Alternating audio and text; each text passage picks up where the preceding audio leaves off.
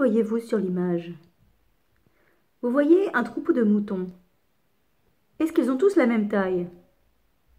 Non, il y en a qui sont plus petits que les autres.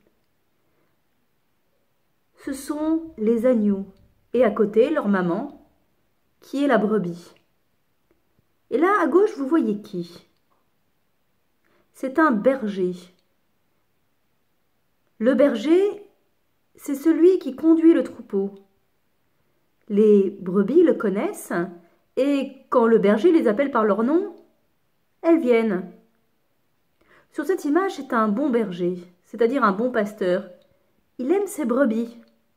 Il les conduit dans les meilleurs pâturages, où il y a de la bonne herbe, bien grasse. Il a soin de ses brebis, et il ne les laisse pas prendre par le loup. Le bon berger donne sa vie pour ses brebis. Le mauvais pasteur, lui, s'enfuit quand le loup arrive. Il a peur et il laisse les brebis toutes seules avec le loup, et le loup les dévore.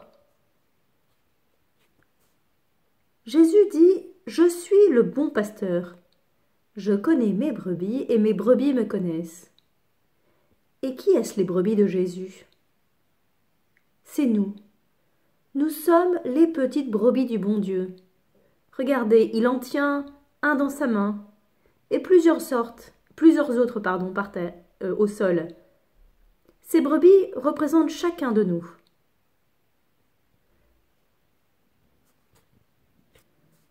Jésus veut que toutes les brebis viennent à lui, pour les conduire vers la bergerie du ciel.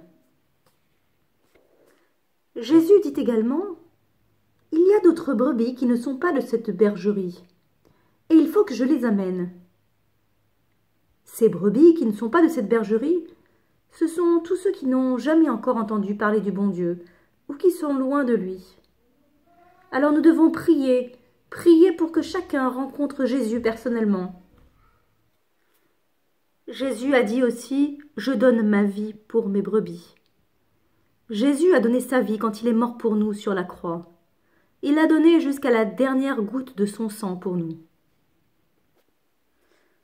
Le bon pasteur nourrit ses brebis avec la bonne herbe des pâturages.